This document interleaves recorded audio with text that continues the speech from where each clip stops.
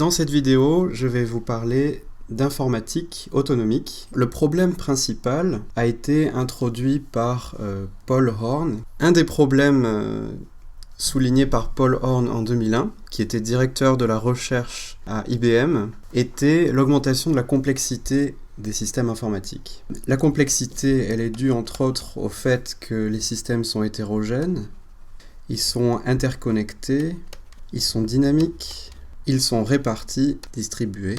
Cette augmentation de la complexité des systèmes informatiques induit des problèmes qui sont l'augmentation des pannes et des crashs, l'augmentation des ralentissements, c'est-à-dire que la vitesse d'accès au service est diminuée, l'augmentation des attaques de type virus, déni de service, donc Distributed Deny of Service, et bien sûr l'augmentation de la difficulté de déploiement, de configuration et d'installation. Tout cela est très cher pour l'industrie et nécessite des efforts humains importants, et notamment des experts très pointus qui vont gérer ces systèmes-là. La solution introduite par l'informatique autonomique, c'est de créer des systèmes autogérés qui se passent de l'intervention humaine. Notamment en cas de panne ou de crash, ces systèmes-là vont s'auto-guérir. En cas de ralentissement, ces systèmes vont s'auto-optimiser.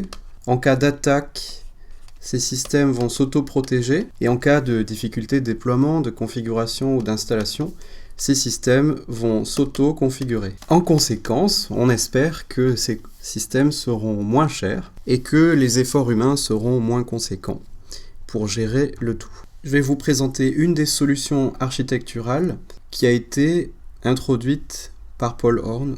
Donc on part d'un élément que l'on souhaite gérer et on va lui associer deux choses. D'abord des capteurs. Ces capteurs vont permettre de récupérer des données de gestion et des effecteurs. Et ces effecteurs vont permettre d'effectuer des actions sur ces éléments à gérer. Donc les capteurs font remonter des métriques. Les métriques peuvent être un taux de requête par exemple, un pourcentage d'utilisation de la mémoire, un pourcentage d'utilisation d'un CPU, c'est-à-dire un pourcentage d'utilisation de processeur, ou toutes sortes d'événements qui a lieu sur l'élément. Les effecteurs, quant à eux, vont faire des actions d'administration, comme par exemple démarrer un processus, redéployer un élément, redémarrer quelque chose, reconfigurer un paramètre. Pour relier les capteurs aux effecteurs, la solution architecturale propose 4 tâches, la tâche d'observation, la tâche d'analyse, la tâche de planification et enfin la tâche d'exécution. Enfin, au milieu de ces 4 tâches, nous retrouvons une base des connaissances qui pourra stocker toutes sortes d'informations dans cette boucle autonomique.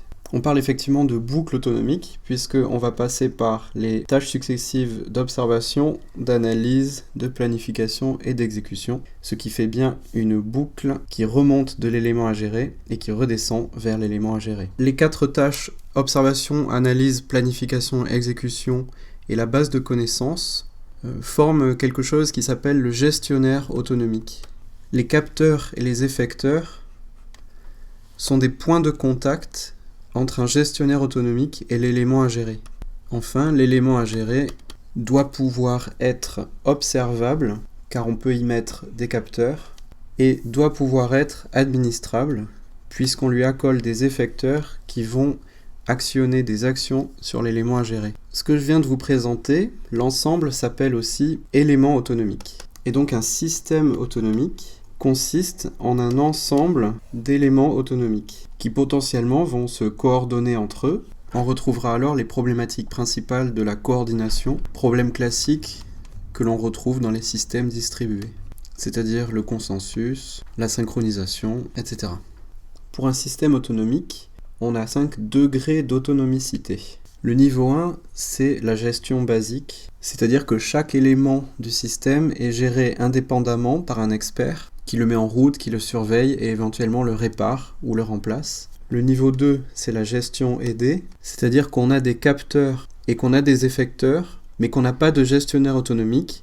Ça veut dire que le gestionnaire autonomique, c'est un humain. Le niveau 3, qui est la gestion prédictive, c'est-à-dire qu'on a toujours le capteur, l'effecteur, et que le système peut lui-même reconnaître des motifs qui peuvent l'amener dans des situations instables. et il peut donner des conseils aux administrateurs sur quelles actions à effectuer. Le niveau 4 qui est la gestion adaptative, dans lequel le système est guidé par des contrats pour choisir les meilleures opérations d'administration. Et enfin, le niveau 5, la gestion complètement autonomique, dans laquelle toutes les opérations du système sont gouvernées par des politiques de haut niveau, qu'on appelle en anglais aussi business policies. Il n'y a alors pas du tout d'interaction avec les humains, puisque le système peut se gérer complètement tout seul. C'est le but recherché par l'informatique autonomique.